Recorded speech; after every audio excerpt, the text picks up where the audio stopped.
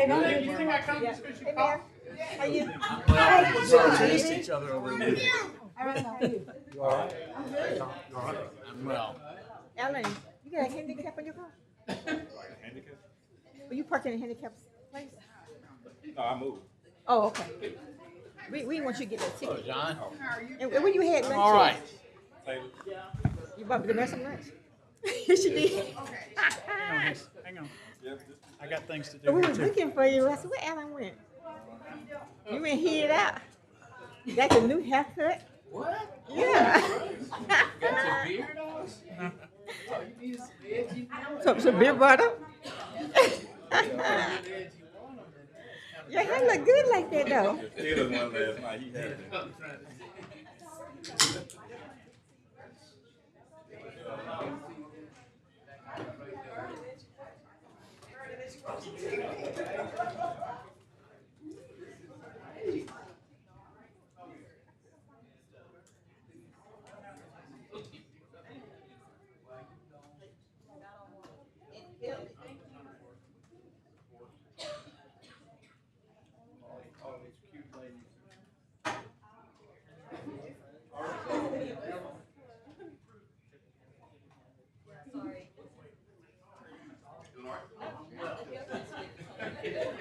Manager tripping hazard.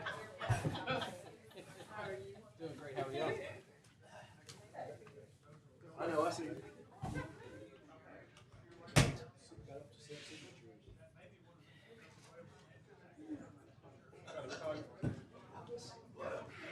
Is the am I here?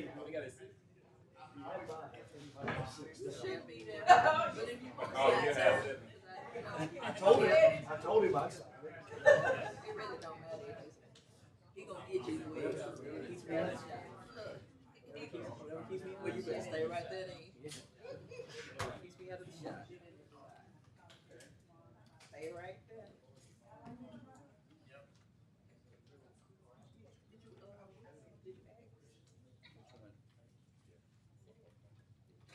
Yeah.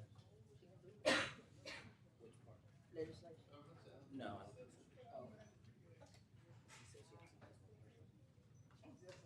Hey, Jim.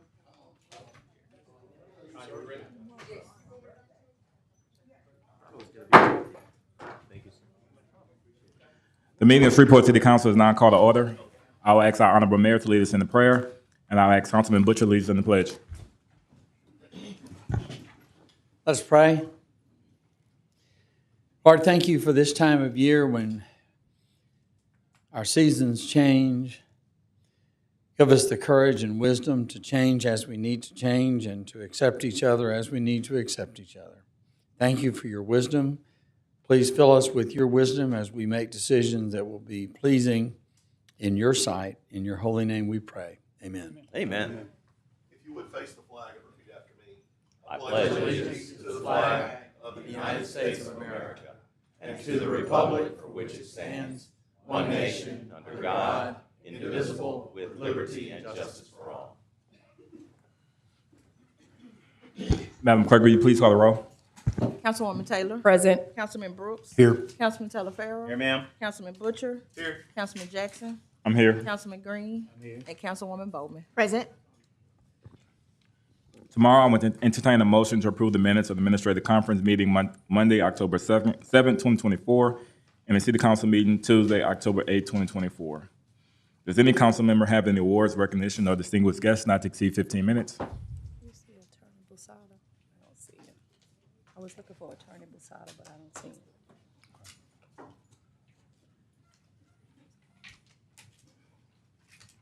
Going once, going twice. Mr. Mayor, do you have any awards, recognition, or distinguished guests not to exceed 15 minutes? I do not. Sorry, Mr. Chair. I did. I wanted to see Chief Smith. Oh, excuse me, yes. Yeah, there had been a request for a brief overview of the 2025 budget, and I will ask Mr. Dark to do that. Okay, Mr. Dart, before you start, I'm gonna bring up Chief Smith real quickly. Sorry. I'm gonna bring up Chief Smith real quick before you start. That's fine. Chief Smith?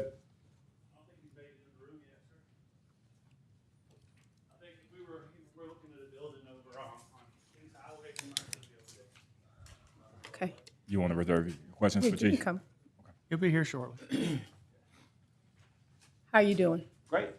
We've had a number of complaints as it relates to Ford Park on Sunday with drag racing, illegal use of vehicles, loud music.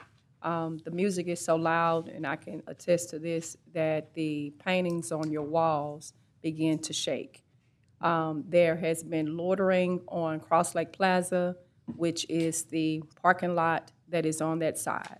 I've had a number of my constituents to send me video as it relates to them living on Yarborough because the music is so loud and the racing up and down the street. And so if I've expressed this to Chief Wayne, this has been going on for the last 3 weeks. Typically, you don't see this time of year, but it is happening, and it's happening in record numbers. As soon as they leave the park, then the intersection at South Lake Shore and Lakeshore Drive is where the cars are just racing up the street. There were a couple of my neighbors that expressed to me that they were almost hit because no one stops at the stop sign. So what I'm requesting is increased patrols at that area. This typically starts happening around 4 o'clock on Sunday evening, and then it lasts all the way to 7 o'clock in the evening time. The loud music, I've called in myself. I know that the business owners from the plaza, from Cross Lake Plaza, from Bayou Daiquiri, they've called in as well because everyone then merges on the parking lot. The other issue is those little bitty, I don't know what you really call them, motorcycles, motorbikes, or whatever it is that is illegal for you to have on the road. Those are up and down the street. The ATVs are in the park. And so it's become quite concerning for everyone who lives in that Yarborough area, around Willow Point, around Willow Ridge, because the music is just that loud. And the drag racing occurs definitely inside of the park on the lake side. You will see them spin their tires, and you see the smoke reverberating from their cars with the greatest intensity. And so it's just like they put a call out, and everybody comes and merge that way, which is beginning to be quite dangerous, especially when they're leaving that area. When you all come in, then they leave that area and start to hit up on Lakeshore Drive, which is then in the parish, and then they take it somewhere else, probably hitting Jewella and Curtis Lane. If you drive down the street on Lakeshore, on South Lakeshore, if you drive on Yarborough, if you look at Curtis Lane, all you're gonna see are skid marks for them doing donuts in the middle of the street. And it is absolutely horrible. About a month ago, one car spun out of control and landed up in one of my constituents' yard on Yarborough. So we don't want the same thing to happen next Sunday. So I'm asking you all to please put together some type of task force where it consists of you all and the sheriff, because they're gonna leave and go up on the parish road that's on Lakeshore and drag race right there and hit Curtis Lane and then hit Jewella and then probably go down Greenwood Road again. There is some form of an operation that needs to take place in that area to stop that from happening. Yes, ma'am. Thank you. We had a sergeant that does cruising op. Since cruising's kind of over, they've been going to hot spot places. And I'll make sure they know about that. Chief Davis is on the west side. I'll Yes. make sure she knows. And I'm telling you that you're gonna need more than 2 or 3. You're gonna need someone positioned at Cross Lake Plaza. I stayed out there about an hour just to see how everything was occurring. You're gonna need someone at Cross Lake Plaza. You're gonna need the sheriff's participation at Lakeshore and South Lakeshore, since you're going up in the parish. And then you're gonna need patrols inside of the park, and then check down at the marina, because this is where they're all just going to migrate. Because then from there, they're gonna take it, and I'm telling you, the next place is going to be Curtis Lane and Greenwood Road. I got your email, and we've already met this morning and talked about putting together an operation Okay. to target doing the exact same things that you mentioned. So Okay. we're on top of it. Thank you, sir. Yes, ma'am. Thank you. Thank you. Mr. Dart, you may go ahead with those. Thank you, Mr. Chairman. Your staff had asked us to do a little brief overview of the budget ordinances, partly because we're starting to get close to the time where you'll be doing the more detailed stuff, and thought it would be a good idea to kind of give you the 10,000-foot version first, to kind of give you some ideas of where things we think are important and things that you might want to hone in on when you've got that day and a half to talk to us, and then, going forward into December. Bottom line, the total operating budget for next year is a little over $610 million. That's about $31 million higher than the original 2024 budget. The budget that most of the discussions will always be about is the general fund. It's $309.4 million. That's about $26 million above the original budget, but essentially 23 of that is from two sources. We didn't have that rate stabilization fund at the start of last year, so there's $20 million in the next year, in the 25 budget for that. And then there's about another $3 million in there because the state's no longer paying police officers supplemental pay themselves. That has to run through our budget now. So that's really where the increases are. In the general fund itself, in terms of bottom line, it's actually going to be a pretty good year in that revenues and expenses are pretty much balanced. We also started with a little bit more money, $7.5 million, than we thought we had budgeted, and that helped. But as you know, it was and is a bad year for sales taxes. We had hoped for more than $170 million. It's going to be about $7 million less than that. That really, because of other revenues, didn't affect us much this year. It's going to affect us a good bit next year. One of the ways it's going to affect us is that the budget we sent you for general fund is going to have to be reduced some more because we got, as we were turning it in, the results from last month showing a decrease. We're no longer in remotely the position to assume revenue growth in sales tax. So at least that $4 million in growth is going to be coming out before your final passage. Hopefully we'll be able to work on that over the next few weeks and give you some ideas, but essentially what you can assume is that not only the general fund departments, but the budgets that are affected by that, like MPC and retained risk and Sportran and solid waste, are going to be asked to take some cuts in order to get us down to the level of revenue that we can afford. We'll hope to have you those sometime in the early part of November. For 25, we made a couple of strategic decisions. One of them is that while we'll try to retain an 8% reserve, we'll also be using some of that additional fund balance we bring in from 23 to try to keep from having to make some even more significant cuts in the money we've added for property standards work, for right-of-way mowing and litter collection in public works, and for major building maintenance in SPAR. But if the sales tax revenue decline continues through the early part of 25, we're going to be forced to make additional cuts that will affect us in the second half of the year. One of the things that was not in this budget, because it basically arose after that, is we have prepared it before we had to start figuring costs to relocate SPD out of 1234 Texas. Those are not included in the budget yet. They'll be added later. We're in the process of beginning to negotiate leases with the people that we've selected. Some of the cost of that will be offset by the fact that SPAR will not have nearly the maintenance expenses at 1234 next year, but probably not all of it. I mean, we're not talking a huge number, but certainly there's going to be something there coming later. One of the things we could not do in 25 was something we were able to do in 24, which is to fund pay adjustments for everybody other than the 2% in fire and police. That's the only thing we have in the budget for next year. A couple of highlights on some of the other funds. Sportran's going up mostly for capital expenses, but the biggest change in Sportran is that the grant that they got during COVID to make zero fare possible is not going to be with us next year. We're going to keep zero fare. So the amount that Sportran has to get from general funds is going to be going up. The healthiest budget you'll see in the next few weeks is the airport budget. They've had good operating results. They got a windfall from gas leasing. What that's probably going to be able to do is let them fund some construction projects down the road where perhaps state and fed are not going to be paying for those, or to give us match on some that we wouldn't have been able to fund otherwise. Streets fund's going to be down because the only funding we really have for that is the SWEPCO revenue in the fund. Water and sewer is balanced right now. It keeps the transfer in for the rate stabilization account. We had to cut about $5 million in needed maintenance and equipment to make that budget balance. We would like to do better than that. But the other thing that has come up again since we turned all this in is that water and sewer is going to have some mandates in 2025 to deal with lead service lines going into people's homes, going into schools and places like that. There is probably going to have to be some money set aside to begin that process. I think we have 10 years to do all of it, but there are going to be some things that we're required to do early.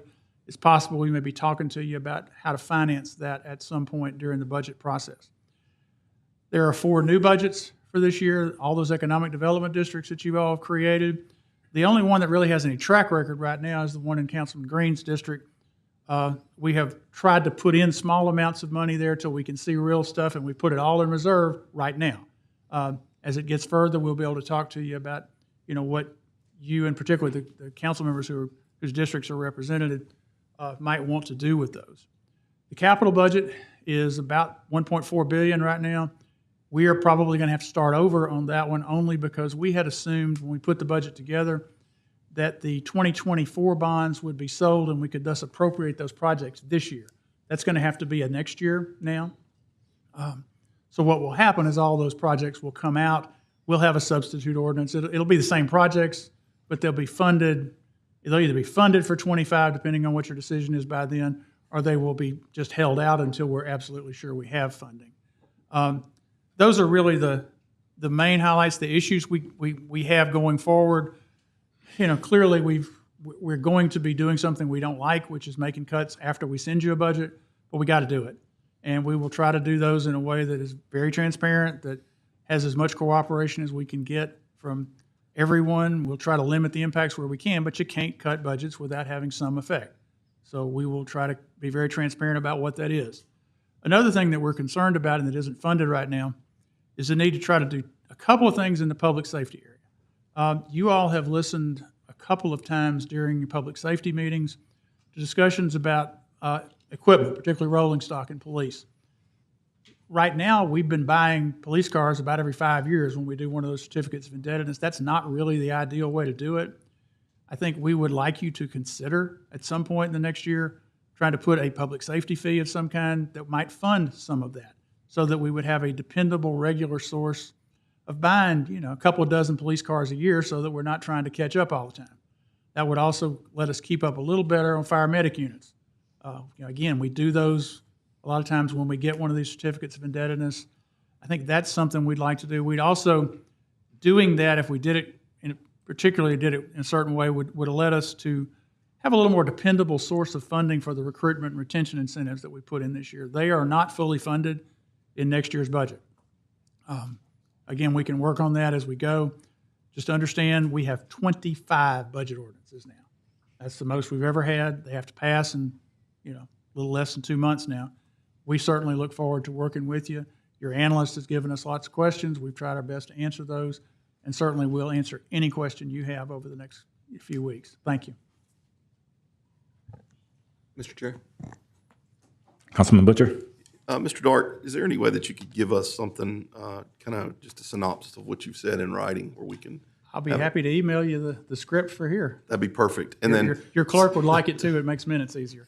Second question is, in the past, and I don't think we had it last year, there's a slide that kind of lets us see each budget change that kind of gives the pluses and the minuses and what we're doing. Is there any? I don't think we had that last year. If we could have that this year, it's very helpful, and I think maybe get with Ms. White and she can. If Ms. White can find what we have, we'll be happy to work with her to make sure you got something. Okay, thank you. Yes, sir. Mr. Mayor, do you have anything else? I had a question. Oh, I'm sorry. Mr. Dark, when Yes, you ma'am. say making cuts, what do you specifically mean? Are you making cuts from the department? Are we making cuts with employees? What are we talking about when we say making cuts? We are going to reduce a number of departmental budgets. If all we do is decide that we're just not going to have any growth right now, there's about $4 million we've got to find one way or the other. The intention is to go to department heads, and I've already started this a little bit, say, okay, where can we go that will do the least impact and still get us to that, somewhere near that number if at all possible. And I do not know where those places will be, but I don't think anybody's going to be immune from getting some. We're not talking about cutting pay. We're not talking about any of that stuff. We're not talking about letting human beings go. Although I will tell you, things keep going downhill, then lots more options are on the table than they are now. But that's something we certainly hope we don't have to do. Right now, what we're more talking about is trying to work around the edges, try to see what we can do, try to perhaps delay some equipment that we're buying, things like that. But 4 million's a big number, so it's going to take everything we got to get there. Ms. White, the slide presentation that we had a couple of years ago, that came from the administration's office, correct? Okay. If you can find what it looks like, we'd be happy to try to put something that looks like that together. Just because I wasn't here last year, I don't know what it looks like. So. Dark, when you say continue to decline, are we talking about sales tax revenue? Are we talking about property tax? We're talking about sales tax. Sales tax is 2/3 of our revenue. It's the biggest number. We had assumed growth for '24 and didn't get it. The budget you have turned in assumed a smaller level of growth, but we no longer can go there given what we've got so far. We'd have to have a few months coming up to even have any serious optimism at this point. I mean, I don't know how we figure out why the sales tax. I guess you could, we've said it, inflation, but I mean, we've got to try to figure out what's happening with our sales tax revenue because it's so drastically off from what it was even 2 or 3 years ago. Right. Clearly, part of it is that there was an awful lot of money inserted into the economy Right. from stimulus. But the sales tax office sends us every month, and I think y'all get it in some We do. form. The deal that breaks it down by categories of expenditure.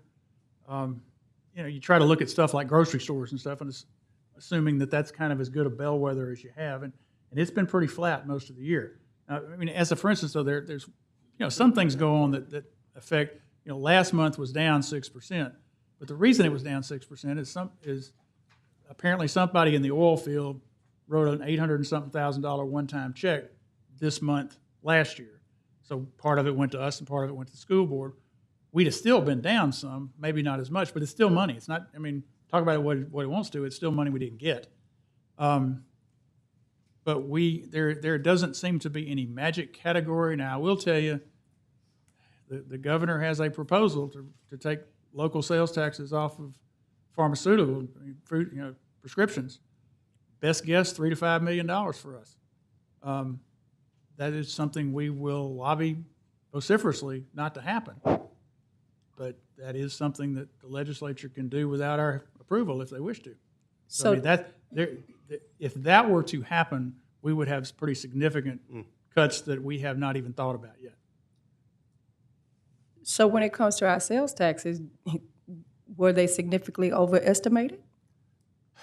Because they were fairly estimated based on what we were seeing this time last year. I've done this a long time, and quite frankly, anybody who believes they can estimate sales taxes with any degree of accuracy is whistling at you. This time last year, we thought 2 to 3% was probably not out of the line. As it got toward the year, flat or 1 or 2% would have been okay. But at this point, the real thing we've tried to do is to remove any. Our cuts will be removing any assumption of growth for next year, because in a lot of ways you can project higher revenue as long as you haven't seen declines, but you sure can't project increases until you've seen some, and that's what we're going to have right now. We don't get that you're talking about that kind of breaks down what new car, for cars and grocery and all that. All we get is just a number. Okay, well, I can see that one way or the other we get it, because our office gets that. It's maybe 20 or 30 categories, and some of them are kind of catch-all, but you can look at some like cars, like groceries, like restaurants, things like that, and you can get a sense of kind of what's going on. And right now, pretty much what's going on is small declines across almost every category. The thing because I'm kind of a nerd when it comes to that, I like to study it, and some of the things that I was looking at that was kind of interesting to me is there are increases in parts of the parish in their sales tax. Now, I don't know what like up around the Blanchard area. There's increases in their sales tax revenue from last year to this year, and ours is declining. So I don't know. It's concerning to me because I'm afraid that it might not be inflation. It might be something else, and I'm not going to mention what I think that is. But when you've got the outlying areas, sales tax revenue going up and ours declining, it's very concerning. And Blanchard's has actually started coming back down again. They had several months where they were really, really good, And now they're And they've coming had back several down. months since then that were not, my suspicion is a lot of that's related to construction activity, new Right. home building, things like that. And if those aren't going on in the same level, then they would start going down. And the numbers aren't very big, so it doesn't take much in a small Or jurisdiction. to be a like- percentage up or whatever. Yeah, however just, many it percent just up. doesn't take much to go up or down depending on what you've got there. But most of the time this year, we have been better than the parish. Not by a lot, but some. I don't want to say the sky's falling, but I think it's something we really need to look at over the next 2 years because it's very concerning. Yeah, and I think you're not really looking at guessing. We did a more conservative approach than when we were budgeting in the last several years. So those numbers there are quite concerning for me. And then knowing that we have to make cuts and we really don't know where the cuts are going to be. We'll certainly get plenty of warning for the things we're proposing because, it's like seeing a new budget for the first time. I don't think anybody's going to get hit so dramatically that we would harm them spectacularly, but everybody's going to have to give something. It's just, everybody from our office on down. Mr. Dart, do we get the sales tax from online shopping? Yes, sir, we do. That's a one-time. It's collected at the state level, and we get a check for it. We don't know which online sellers are doing it. In fact, that's been part of the issue, I think, in some ways with some of the Humor and Harmony stuff, because some of it was through online sellers. But No, what I mean, one in if particular. I shop on, just say Amazon, if I buy something from Amazon, do we get the sales tax? Yes, sir, we do. Amazon, that was a long battle that was fought, but most of the people who are the major players now do, in fact, I think it's a uniform rate. It may not be exactly ours. I don't know quite how it works, but I think it's a statewide rate, and we get our piece of it. And Mr. Dark, just a quick question for you on the Sportran fairs. Yes, sir. How do we compute that? In other words, I know that we're going to have to contribute because we're losing funds that the government gave us, and we couldn't put any of that money aside.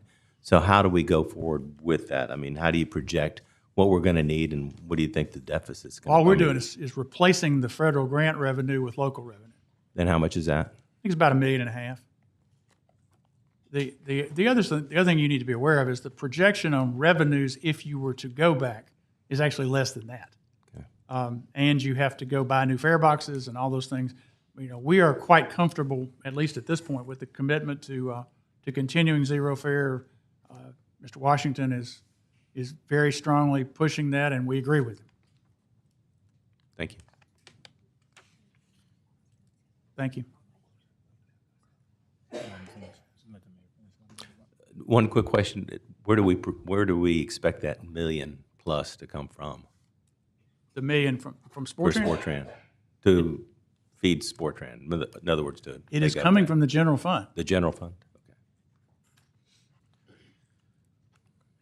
Okay. It's one of the new mandates sort of we have. I mean, we've done a couple of things that affect us next year. I'm glad we did them, but they're still affecting us. I mean, for instance, we ask you to approve money for new tasers and body cams and car cams.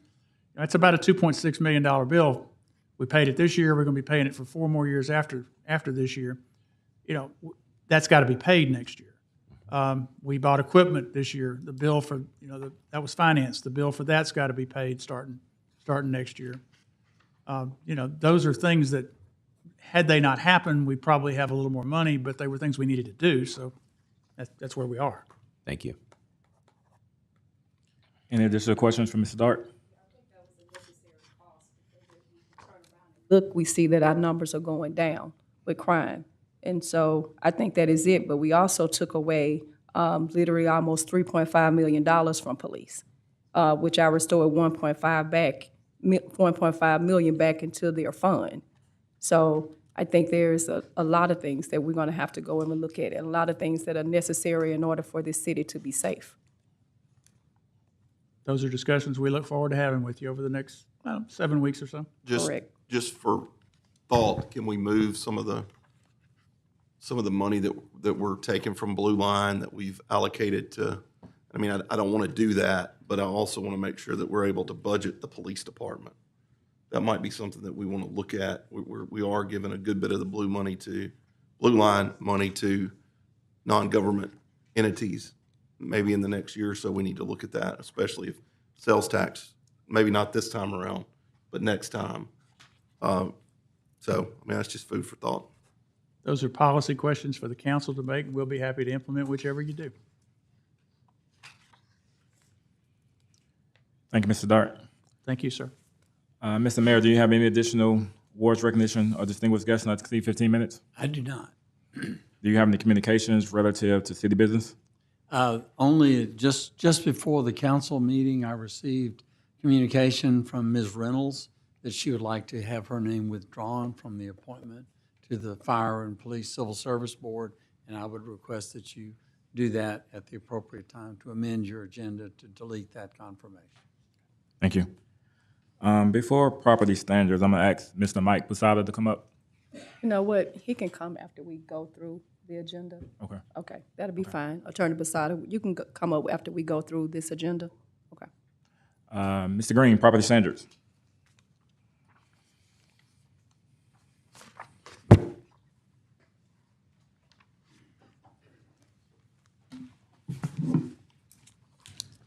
Does any member have any questions for Mr. Green?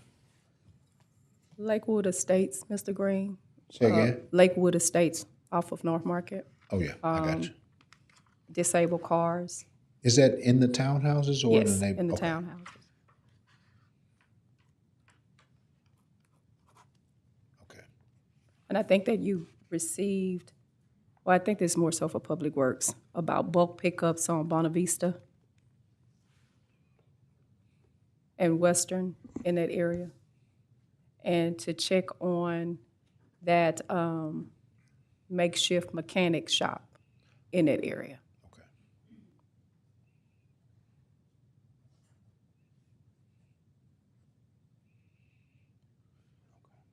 Thank you, sir.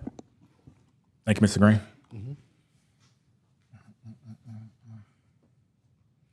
Mr. Clark, do you have the master plan report today?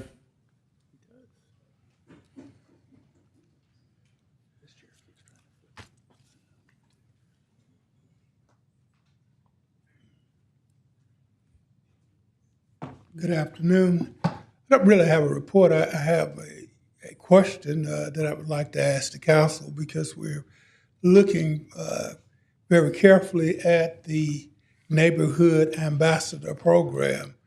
And as you know, there are 2 ambassadors from each council district, and we're trying to determine if the program is so successful that we need to try to continue the program even after the master plan is adopted, because you have people that know the district, you have people that know you, but we get very few reports. So I was just curious if you all had any concerns about that program, or if you've heard positive things from constituencies that we very rarely get. But if there are some positive things, do we need to make some adjustments to what they're doing? I haven't heard anything from my ambassadors on any meetings that they've had or any updates or any feedback that they've received within my district. Would you like to get information from them Yes. to keep you engaged and connected with the things that they're finding out? Yes. Okay. Mr. Clark, I did have both of mine at a neighborhood meeting, and it was very, very informative. I love their passion for their district. I would continue to support the program going forward. I don't recall, and maybe I just missed it, but I don't recall seeing who our representatives are in a general email or anything like that. Okay, I mean, we can get you that and I'd like that because I promised I'd call them and meet them one-on-one, and it's not that they didn't give me their card, it's just that I misplaced it. Not a problem, sir. We'll get that information to Thank you. Thank you. Thank you, Mr. Clark. Everyone should have received the budget to actual financial report. Public hearings. Tomorrow we will have a public hearing on resolution number 153, 154 of 2024. Mr. Dart, would there be any other legislations to be added? Today we'll hear public comments on non-agenda items and agenda items. Vice Chair, do we have any requests to speak? Yes, sir. Mr. Charles White? Yes, sir. Come on up, sir. Mr.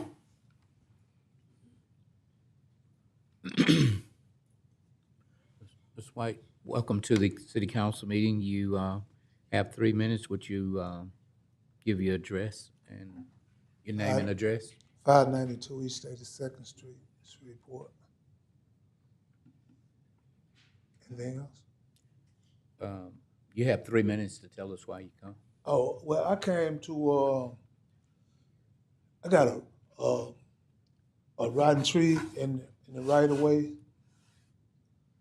of the city property that I had been trying to get them to cut down for about 30 years, but nothing's happened, and it's got bushes there and stuff. But I've been trying to get a security light at the edge of my street where one's supposed to be, and I've been working on that for like 6 months, and I can't get no reply from the councilman of my district or this guy, Mr. Pierce, with he's with traffic engineering, and the streets are, the ditches are just full of debris from the apartment complex, and I can't get nobody to come and clean that out. I think they came one time though, but they studied bringing the debris back, and they just dump in there because there's no light or nothing. It's been dark there for a long time, and my family can't, they're not really safe, and in the apartments right there, there's all kind of debris and stuff in there, and it's attracting rats and other animals to my house, and I can't get anybody to talk to me in the city realm, so I just decided to come up here and see could I get some help. Mr. Norman, you It's like lights going into the apartments, but ain't nobody in the apartments, so they could take the lights and turn them around and put them toward the street instead of just letting them shine. But I can't talk to nobody. I talk to the secretaries of the people, but secretaries can't do nothing. That's why we're gonna get you with Mr. Norman. He's right back there. Give him your complaints and he'll take care of them. Okay then, appreciate it. Yes, sir. That concludes public comments, Mr. Chair. East He lives 82nd. at East 82nd. East 82nd, 5925 East 82nd. Yes.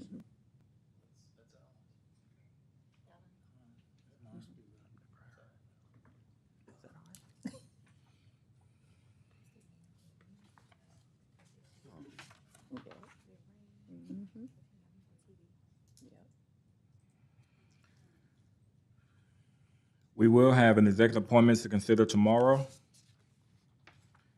There are no items on the consent agenda or introduction or to be adopted. Mr. Dar, would you please proceed with regular agenda legislation? Yes, sir. Under resolutions on second reading or one reading, the first four, 128, 139, 140, and 141, are postponed until the first meeting in November. Several of us met last week, I believe, with Councilmember Butcher, who has been the one who's kind of expressed the concerns about that. I think we have a way to go forward with at least some of the things that he's concerned about, but I'll defer to Councilman on anything beyond that. Mr. Chairman, on 128, Mr. Young reached out to me and he does not want to proceed. I told him to reach out to the water department about that. I guess I could withdraw it maybe, or does he need to, since it's really not my legislation, can I withdraw it or? Does he need to request for it to be withdrawn? I can. Okay. But the rest of them, I think we need to probably go ahead and approve whenever it comes up in November. And I'll be happy to share with any of y'all kind of what the results of the meeting were. I've shared with a few of y'all, but I think we made some really good progress. It was quite the map you had. 142 establishes the intent of the council by listing projects to be undertaken from the $88 million proposed sale of the 2024 bonds. 153 and 4 are the ones that were discussed earlier, the subject of the public hearing. Just to summarize what would be said tomorrow, the two projects together have a little over $11 million in investment, and what we would be doing is abating just a little bit less than $50,000 a year for 5 years to get those investments to occur. 159 dedicates the 700 block of Turner Lane in honor of Pastor Lavelle Butler. I believe the chair asked that that be postponed last time. 160 acknowledges that the council has reviewed the 2023 internal municipal water pollution prevention report concerning the city's 2 wastewater plants. 163 is a right-of-way and servitude agreement with CenterPoint for a small servitude in the general area of East 85th and Highway 49, Interstate 49. 164 is another request for the mineral board to seek public bids on about, I believe it's almost 59 acres of essentially street rights of way in districts F and G. Should that sale go forward, the minimum bid would bring us about 176.3 in funds. 165 is a cooperative endeavor agreement between us and the City of Bossier City and the Caddo-Bossier Port Commission. This provides a way for in the event when we cannot serve proper pressure at that location, that they would be able to turn a valve and temporarily use Bossier water. It's something that city attorneys worked on a good bit with the water department over the last year or so. 166 is amending the code relative to a couple of things in the purchasing regs. Essentially what it would do is reduce the authority to contract without RFPs for insurance and other services from $250,000 to $100,000, and consulting from $250,000 to $75,000. That's sponsored by Ms. Taylor and Ms. Bowman. 167 and 168 are responses to proposals that the governor's tax package has in them. 167 supports the motion picture production program, the movie tax credit. 168 supports the historic rehabilitation tax credit. Those are things that are important to us, and we would like them to survive. We do not know if they will. That's, again, kind of out of our control, but I know y'all are going to send this to the appropriate legislators and make sure that our voice is known. 169 is one put on by Councilwoman Taylor and Councilmember Butcher to establish a charter review committee.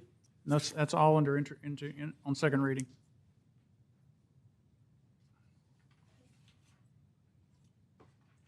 Any questions for Mr. Dart? Councilman Brooks? Mr. Dart, on 153 and 154, Yes, we're sir. going to, what in taxes will we be abating? In total, between the two entities, about $49,600 each year for 5 years. Okay. And the overall investment is a little over $11 million. Okay, thank you.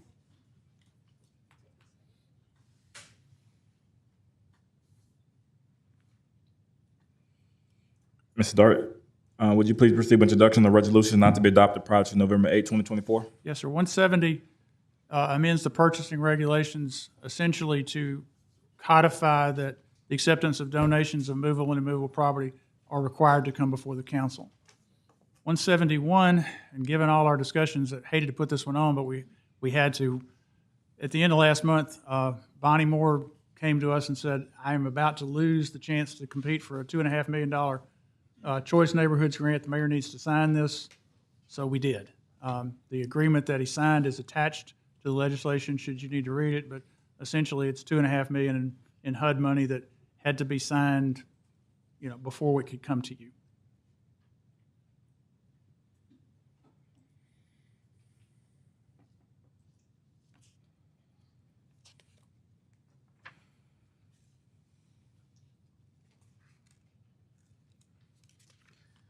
Any questions for Mr. Dart? Mr. Dart, would you please proceed with introduction of ordinance not to be adopted prior to November 8, 2024? Yes, sir. 145 amends the community development budget. It essentially adds about $150,000 that we have received from the Workforce Commission for adult job training. 146 and 7 are me trying to make accounting happy. When we did the rate stabilization fund in water, the language was not as precise as they would like, and when they started doing their work on the audit, the to's and the froms are not all in the perfect spot. They have suggested that we do this, so all we're doing is bringing those to you so that when it's time to do the audit, they'll be in the right places. There are a couple of zoning cases or zoning issues. 148 amends the UDC. Essentially what I believe 148 does, and Alan can correct me if I'm wrong, it gives the administrator a little bit more power to make exceptions so that things can move through the process more quickly. That seems to be the theme of that one, and I believe there's one later in the agenda that also does that. 149 changes the way we deal with small plan unit developments. This again is a kind of a way to make it a little bit easier to do, but what they're doing is replacing what they call the SPDUD, the small plan unit developments, with something they'll call CZD, which is conditional zoning districts. Again, this is an attempt to try to streamline the processes in MPC and try to be a little bit more responsive to the concerns that it just takes longer to get stuff through MPC than probably it should. 150 is an ordinance that provides for the incurring of the up to $29 million, actually it'll be $28.9 for the second tranche of the 2021 public safety bonds. That will conclude that group. Mr. Chair. Attorney Busada.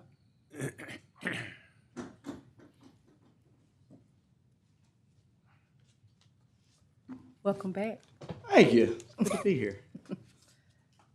So we have an ordinance to issue the sale of these particular bonds from the 2021 bond issue. Mm-hmm. So the question that we had, that I had, was the substation on North Market and the stipulations that were in the deed for the 25 years. Please explain to us what information have you found since we've already expended close to $300,000 on this piece of property. Sure. So what I did this weekend, I went and looked through and did an analysis of all the stuff that we've spent money on from that initial issuance last year to see where all that money was classified. And the reason for that is, under the IRS code, there is, it's called the private activity test. And basically, when you issue tax-exempt bonds, 5% in most cases of that can be used for private activity expenses. Those are expenses that would be considered bad expenses, and that gets segregated out. The reason the reason that was put in there is because there are some things, for instance, let's say that you have a stadium and you build that with tax-exempt bonds and you've got a concessions contract. The concessionaire is going to be making money, a private entity, utilizing a publicly built stadium. And so that's why that 5% is in there, to allow for those ancillary things to take place. Because of that, because there are no private activity issues so far in any of the money that we spent, there is 5%, there's a 5% basically allocation that can go towards bad uses, private activity uses. So the $300,000 that was spent, that would be well under the 5% that's there that can be spent and allocated to bad uses, to private activity uses. And so, you're probably right around $2 million, a little over $2 million. So that $300,000, you could walk away from it and you wouldn't be in violation of any bond covenants because that would fit under the private use.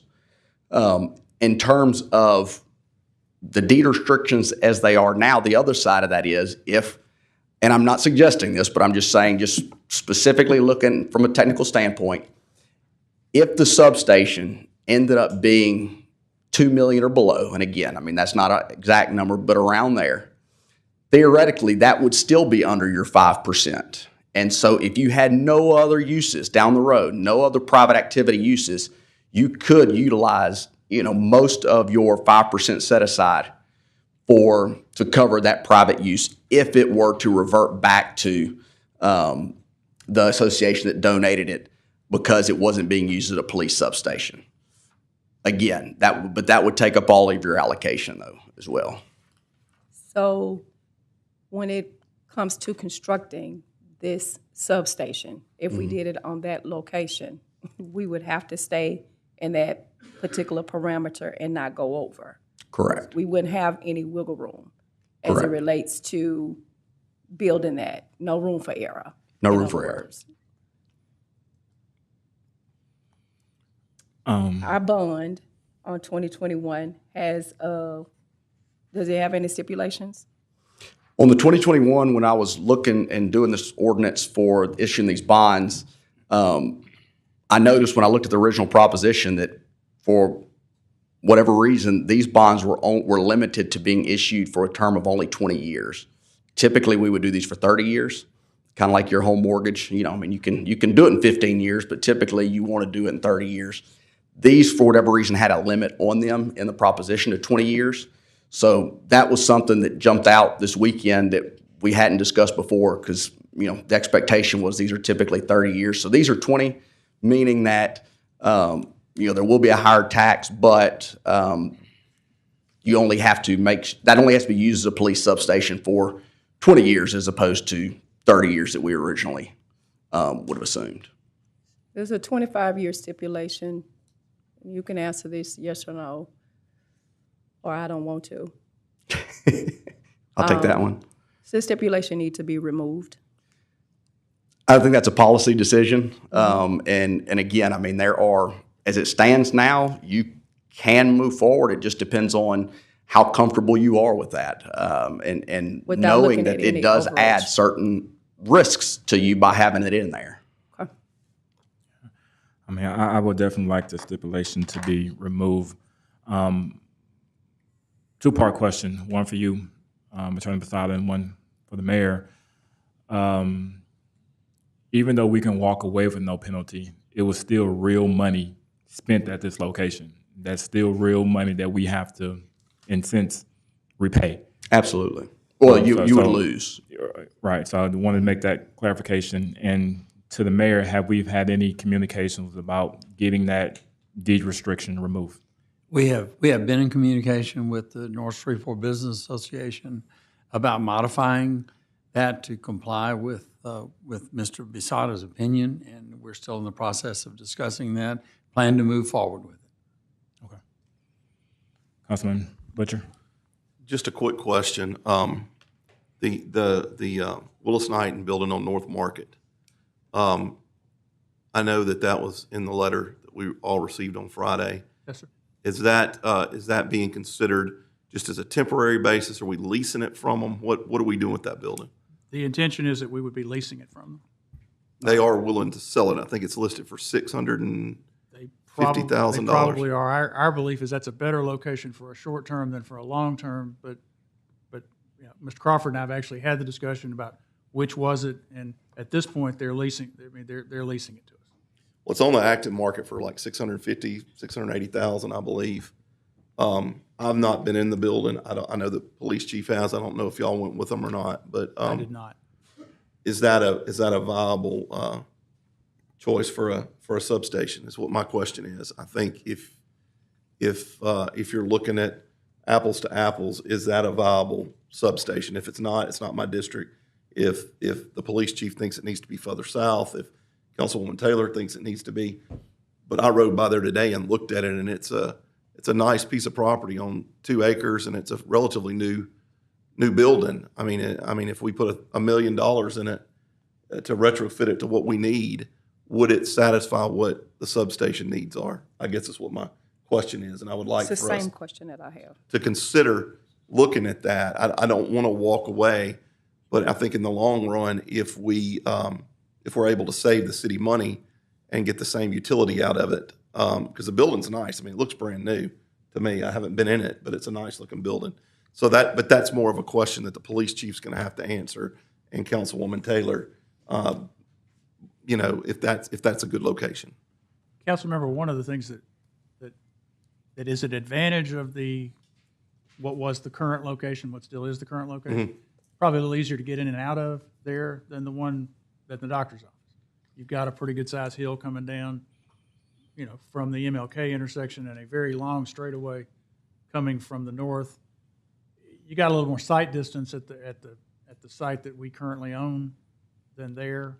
I think it works for the short term. It's not ideal for the long term, but clearly it's cheaper if that's the way we want to go. But you don't have the stipulations.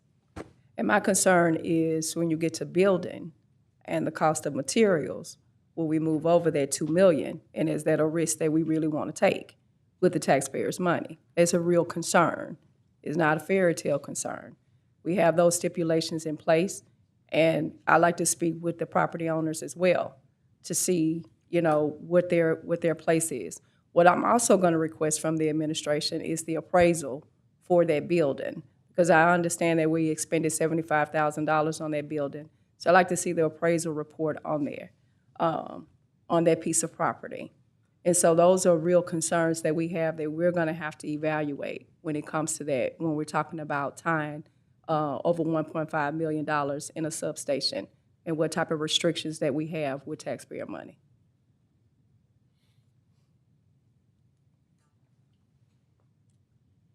Thank you, sir. All right, thank you. Wasn't so bad, huh?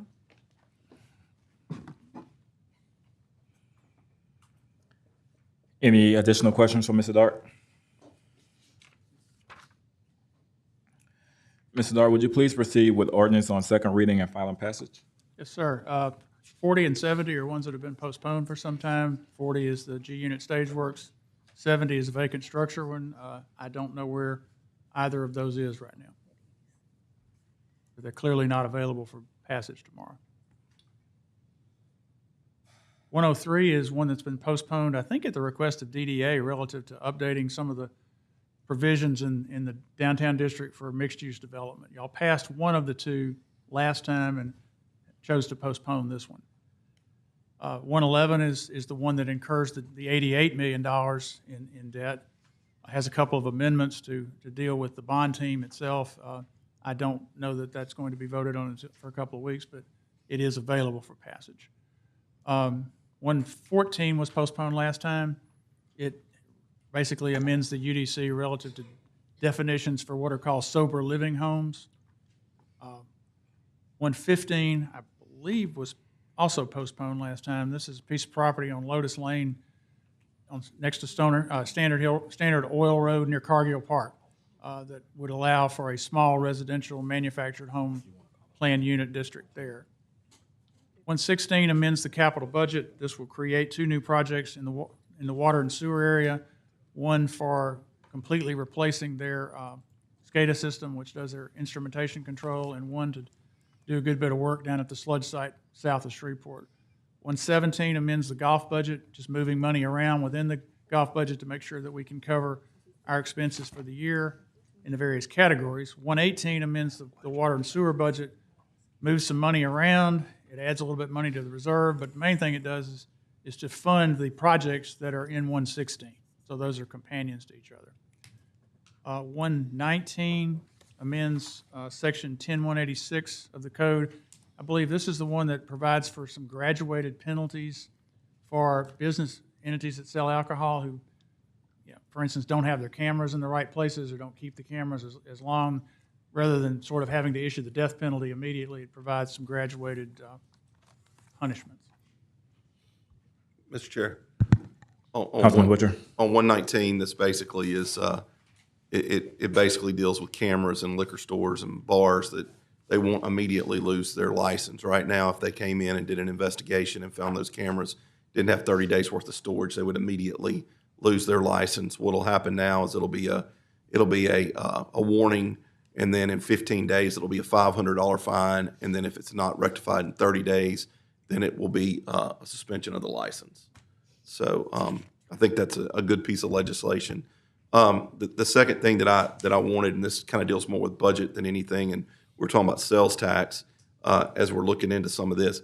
I would like to know somebody to prepare for the council what TIF districts we have that are in place in the city. Particularly one in Councilman Brooks's district. I am extremely concerned about Mall St. Vincent and the way it looks. And I want to know where we are as far as revenue that TIF is producing for them.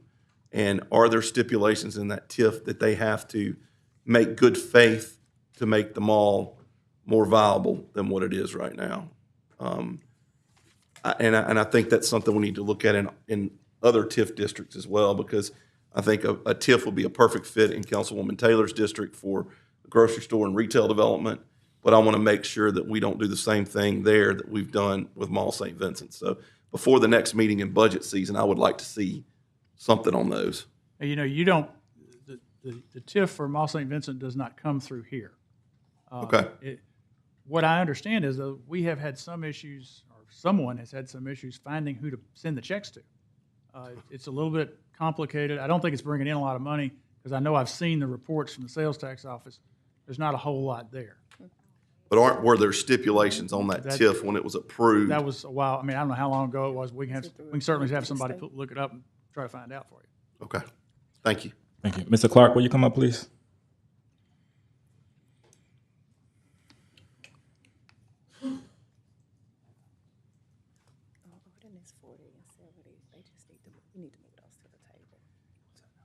Can you explain ordinance 114 about the sober living homes to us? Well, we have had the experience of social service industry, social service uses coming into neighborhoods. If you remember, there were group homes, there were halfway houses, et cetera.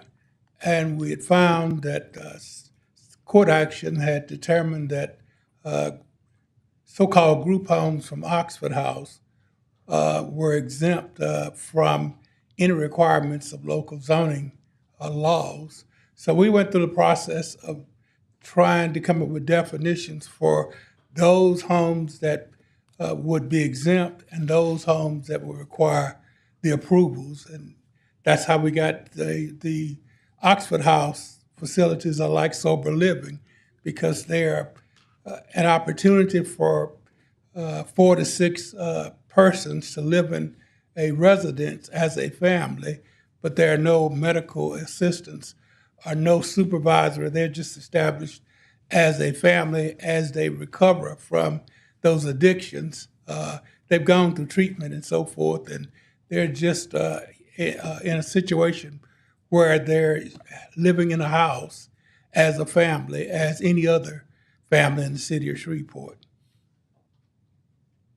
I went through a whole lot, but that's we've been dealing with these for a long time. Every time a group home comes to a neighborhood, I'm sure you all's telephones blow off the heels like mine do, but some are actually exempt. Some don't require any approvals. Some don't require any notifications. They're just an ordinary residential home. So this one would not require any type of approval if we passed it? No, sir. And this is just for individuals who are living together as a family, but they don't have to be blood related? Nope. It has a definition of family in the ordinance, but they don't have to be blood related. They are acting as a family unit. Is there a numerical number? It's generally 6. If this is just a 2-bedroom house, can we have 12 people in there? It's generally 6. It depends on the number of bedrooms. 3 bedrooms would probably be 6. 2 bedrooms would be 4, et cetera. I don't like the word probably. Is it defined? Well, it would be 4. But you consider, Councilman, that we don't restrict how many children anybody can have. We don't restrict how many bedrooms anyone can have.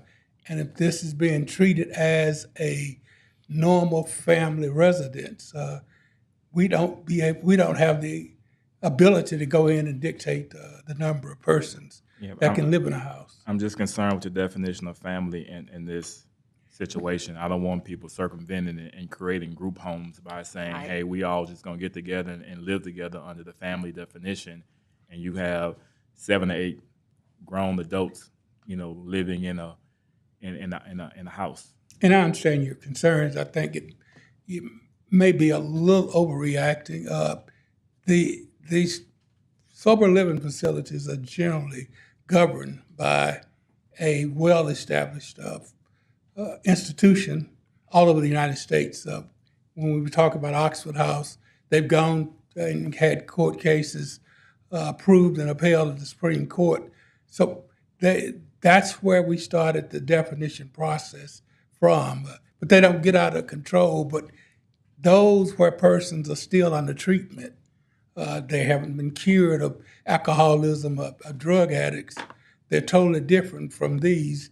These are the next step as you're transitioning back into life. You've gotten over the drug addiction, and you have to have somewhere to go. And this just gives you that stability and that ability to start your life all over again clean. And They if we- work very successfully. And if we wanted them to still have some type of approval, would that just create just a backlog on your office? It would not necessarily create a backlog. I would need to talk to Councilman Edwards because we've seen the lawsuits that have been filed. We've seen the lawsuits that have been won, and we just have to get advice from city attorney's office if they want to try to go against a well-established legal opinion of what we can and cannot do with these type facilities. Mr. Chair. Yes, sir. What is legally required is accommodations for these people who are legally and technically defined as disabled. This is an attempt to not have to go through a person-by-person, case-by-case approval.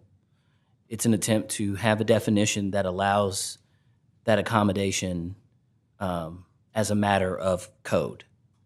To the extent that the council may feel more comfortable with an approval process, that is legally acceptable. But this was an attempt not to have to go case by case and to just bake this in as an accommodation into the definition of family. And that is the process that has been approved by the Supreme Court.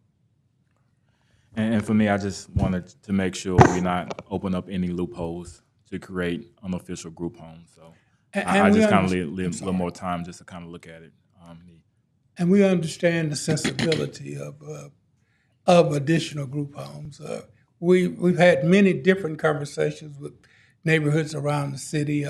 Highland has considered itself as the poster neighborhood for group homes, and other neighborhoods are still resisting these type uses. So that's why we had to go the legal route where these persons would be considered disabled because of their former addiction, and they could establish themselves as a family unit. But you know, we're not talking about the halfway houses where people are transitioning from prison, and they're all living in a home. But the thing about it is that, you know, we sometimes get into the sex offender classification, and that has nothing to do with this particular type of home. We get the calls that, you know, there are 2 or 3 sex offenders living in a home, but these, if they are recovering alcoholics, the sex offender designation has nothing to do with our definition. Thank you. Mr. Chairman, Councilman Brooks. I have a question. Mr. Clark, who owns these homes? I mean, it's just an ordinary home. Anybody in the city that's a property owner could own the house. Who pays the rent? The occupants, of the home pay the rent. That's why it's considered a family unit. Nobody's subsidizing. They actually get jobs, and they actually pay the utilities and the rent if rent is a part needed for the home. So It's just an ordinary family, and that's the hardest thing sometimes, Councilman, for us to internalize, is that it's just a ordinary family. someone's made some errors in their lives, they've gotten their lives together, they're continuing with development of their lives, so they start the process of living in these sober living facilities, and then they stay there as long as need be, and they can transition out into their own home. So is the only disability for this is alcoholism? Alcoholism, drug addicts, gambling addicts were added when the casinos came to Louisiana, because those are the same type of addictions. So they could be under one umbrella? Yes. So, Mr. Clark, Yes, sir. I think District C has possibly more group homes than maybe anybody else in the city, district-wise. I think I have 8. Okay. And we can pull that information. Okay, because yeah, I we're think I have tracking 8. Are those, I guess I'm trying to understand, are we going from the group home labeling to the sober living home labeling or the family home labeling? But the family's always been a part. Okay. Of And that the family, if I understand it, is when I hear family, it's the traditional family, Yes, sir. so to speak. I mean, it's a traditional family, but it's 4 to 6 individuals living together as a family. 4 to 6 individuals who are not related living as a family? They are, and I think he's about to interject. I know, it seems to be confusing here. But It's probably to me. yes, sir. Mr. Chair, may I? Yes, sir, by all means. I believe the distinction between what's traditionally understood as a group home and what is being defined as a sober living home is that you can receive treatment at a group home. In fact, you should be receiving treatment as a part of your stay at a group home, whereas a sober living home, there's no treatment taking place. They're just living together in a home. And if I So may, so the sober living home is a bridge from the group home and back into society. It's a transition. I think hopefully so, but Yes. to be clear, it's an accommodation. Let me just answer as the lawyer. We legally understand it as an accommodation that is owed to a disabled individual. So the transition itself is hopeful but not required for legal purposes. For legal purposes, it is an accommodation that is owed to a disabled person For certain types of disabilities? for a specific type of disability. and they all. Because I think that has to be identified, that it's a certain type of disability, because if you hear the word disability, then you're thinking about all of the disabilities that fall under that particular facet. So the sober home is for a certain type of disability. For the alcohol, drug, gambling addicts that have already gone through the process and are considered cured. But at one time, if I may, they all were called group homes, and that's where the confusion started. Because you would get calls that someone had set up a group home in this particular neighborhood, but it wasn't always under the definition that the Supreme Court has upheld, and that's why we brought in the sober living facility to distinguish between group homes and what is actually being accomplished with these sober living facilities. So what is the risk if the council doesn't approve this? I'm sorry? What's the risk? I guess I should be asking the attorney that. What's the risk if we don't approve this, since the Supreme Court has a ruling? We risk litigation. But again, all that's required is an accommodation. Okay. This is an attempt to standardize that accommodation. But all that's required is that we have to find a way to accommodate disabled persons who do better when they live together. And I think most of our accommodations, even if we treated them on a case-by-case basis, would end up here, would end up in this scenario, which is why why this is an attempt to standardize that as opposed to addressing it on a case-by-case basis. But all that's required by law is that we accommodate people with this particular disability. Do we have the capacity to limit the number of sober homes within a district? We do Or city? spacing as an attempt to prevent the clustering of a particular use in a district. And it works. As you know, we have the spacing for social service uses already as part of the law, where they can't be within a certain amount of feet from another one.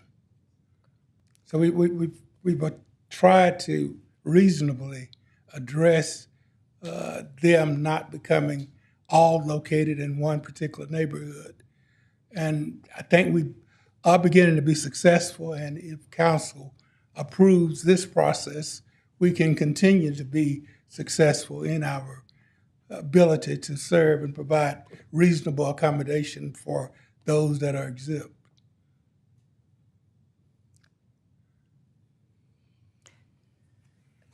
Mr. Chair.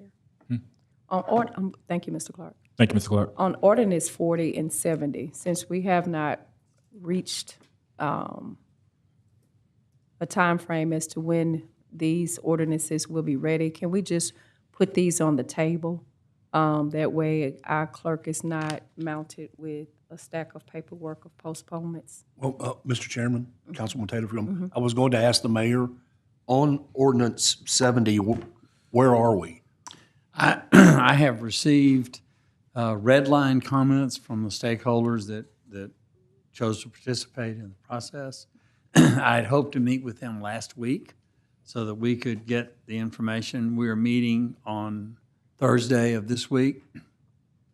So I do expect to have something in front of you. I'll need some help from the city attorney's office to formulate that, but I expect that to be relatively short, perhaps the 8th, perhaps the 22nd of November. So, Councilman Taylor, are you suggesting that we should possibly table these two? Until they're ready to remove them off the table and vote on them. Just because every time that we're postponing this for an extended length of time, our clerk is receiving paperwork that's just mounting up this way. And so when we get ready to vote on them, when it's ready, then we could just remove it off the table. Okay. If I may, Mr. Brooks, Yes. certainly with respect to ordinance 70, I do not mind. I do trust that when we say it's ready, the council will remove it from the table and we can move forward without having to postpone it every time. Thank you. Do we have any idea on 40? Mr. Chairman, Yes, sir. regarding ordinance 40, it's currently in G Unit's court. Okay. However, there's been some developments at the state level that has caused some concern. We had a very positive meeting with them on September 19 that moved the ball forward, but we are waiting on them right now for a response. Okay. They did, when last we discussed this, they did ask that it not go to the table. Okay. So they asked us for it not to go to the table? That is correct, but that was Before? on September 19. Thank you. Do you mind checking with them to see what their thought process is right now? I know that Councilwoman Bowman and I are sponsoring the legislation to send the resolution down to Baton Rouge as it relates to the film credits as well as the historic tax credits. And so I just want to know, for the same reason that our council office keeps receiving stacks and stacks of paper, so when they're ready, we're ready to remove it off the table whenever they're ready. I'm happy to reach out to them and communicate your concerns. Thank you. I'm gonna ask Mr. Posada to come back up to the podium.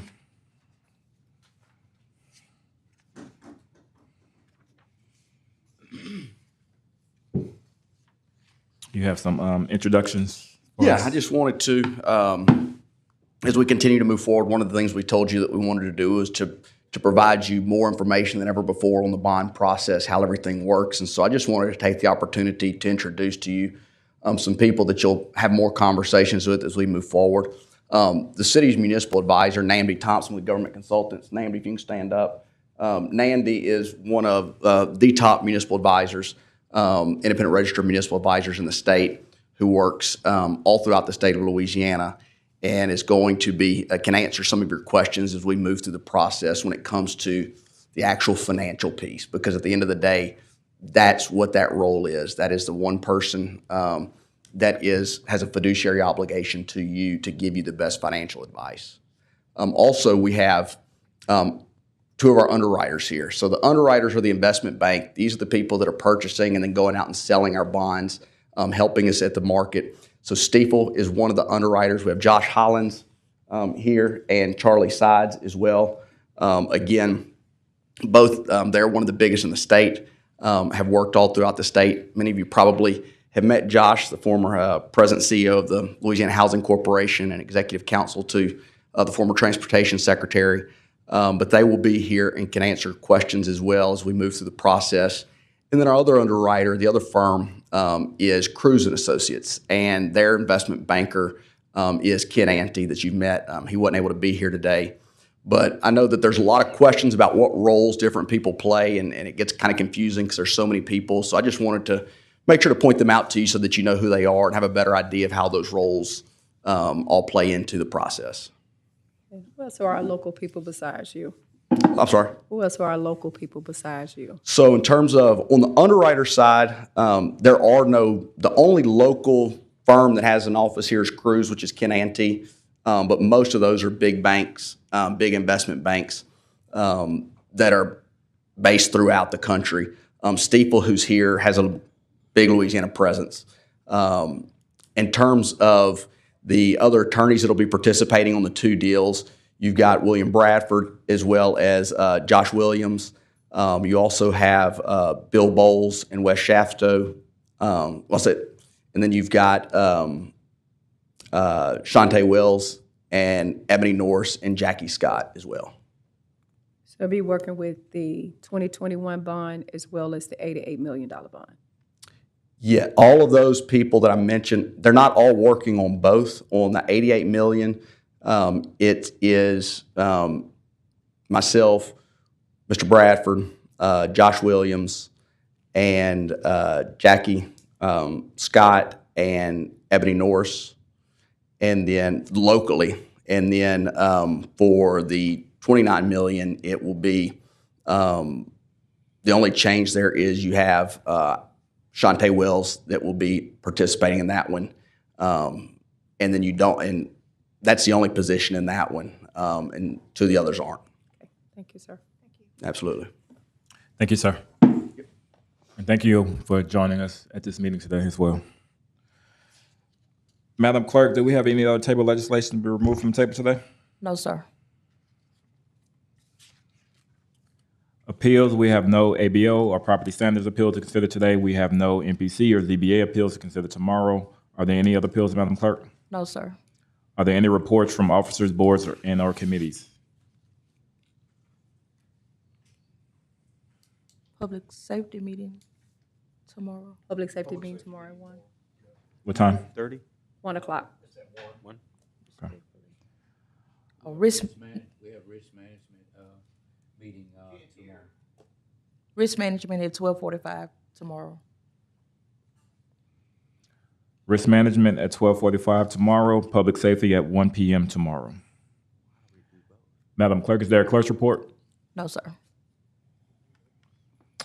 We have a request from the city attorney to go to executive session to discuss the following.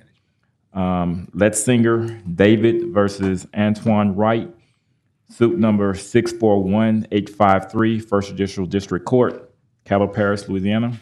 Do we have a motion to go to executive session? Second. Been moved by Councilwoman Bowman, second by Councilwoman Taylor. Any discussion? Let's vote. Councilwoman Taylor. Present. Yes. Sorry. Councilman Brooks. Yes. Councilman Taylor Farrell. Yes. Councilman Butcher. Yep. Councilman Jackson. Yes. Councilman Green. Yes. And Councilwoman Bowman. Yes. You want to stay in? Yeah, I'm asking everybody to clear the chambers. We're going into executive session.